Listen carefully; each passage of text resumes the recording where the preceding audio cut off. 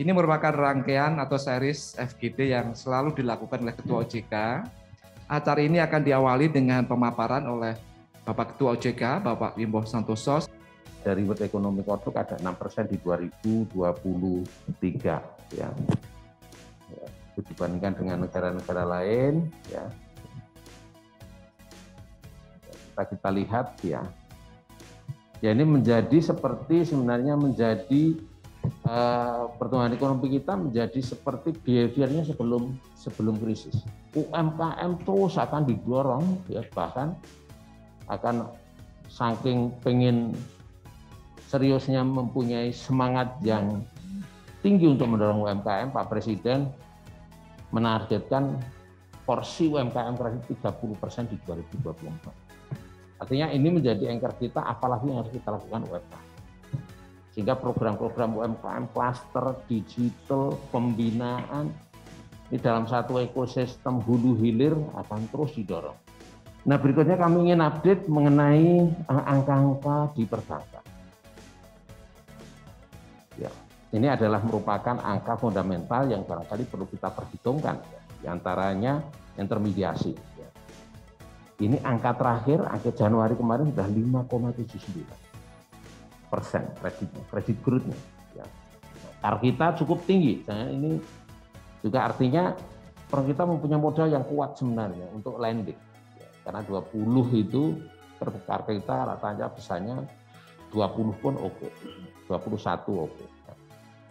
Nah kami akan cerita mengenai restructuring ini yang menjadi, saya bilang, meskipun ini tumbuh kita, kredit tumbuh, NPL sekitar 3% atau 3,1 kemarin terakhir.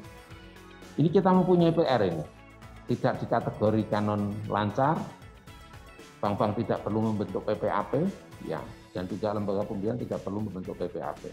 Ini sementara kita nih, inilah yang PR kita. Ya.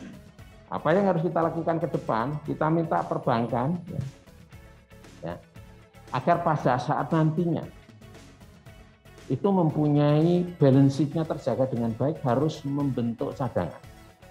On top dari itu, sekarang ini kita hadir produk digital yang masyarakat luar biasa merespon.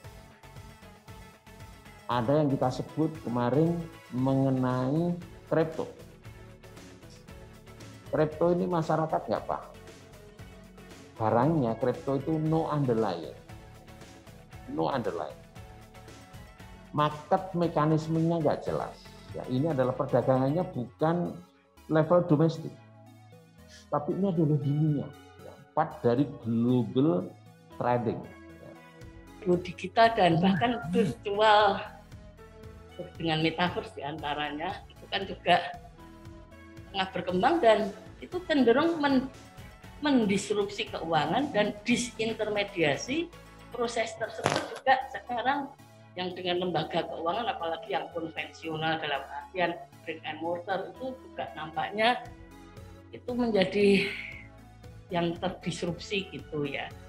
Saya berharap nih OJK dan juga otoritas lainnya itu antisipasi karena itu proses itu tengah berlangsung dan pertumbuhannya cepat sekali. Nah, saya setuju Pak Wimbo. Ingat kuliah zaman dulu yang namanya buffer stock approach ya. Pak Wimbo mencadangkan. Yang mencadangkan itu ya level interaksi ekonomi global, di level makro prudensial harus ada pencadangan ya. Dan kemudian di dalam pencadangan level mikro, perbankan juga harus ada pencadangan. Padahal pencadangan itu juga akan kita tanggapi dengan namanya Basel III. Nah, kontradiksi regulasi-regulasi ini yang menyebabkan perbankan tidak memberikan alokasi kredit karena fundamentalnya dia sangat mengatur informasi-informasi yang terjadi. Perlu sekali untuk kita melihat sistem insentif kita, Pak Ketua, ya. Karena saya melakukan penelitian kajian terkait dengan intermediasi ini cukup lama, ya.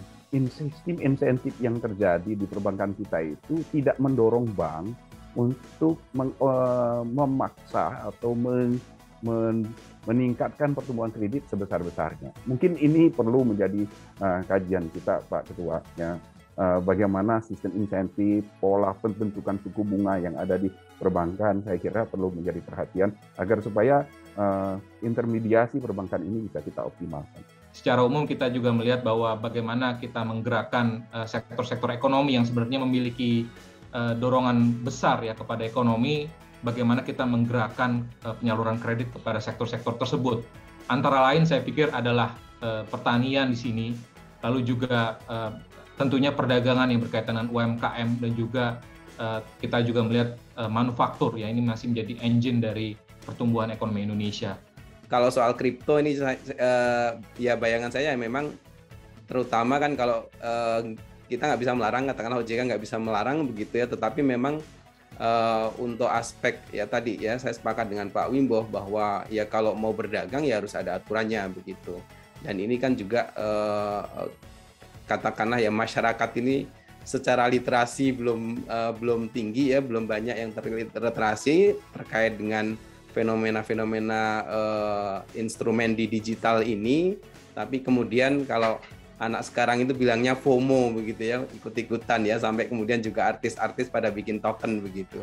Kami berharap bahwa kepemimpinan OJK yang akan datang, yang ya, siapapun nanti yang akan memimpin lembaga ini, karena tantangan-tantangan ke depan juga akan semakin banyak, terutama untuk hal-hal yang baru, di antaranya isu-isu digitalisasi yang semakin cepat, green economy, kemudian perubahan iklim, dan juga masalah-masalah kripto.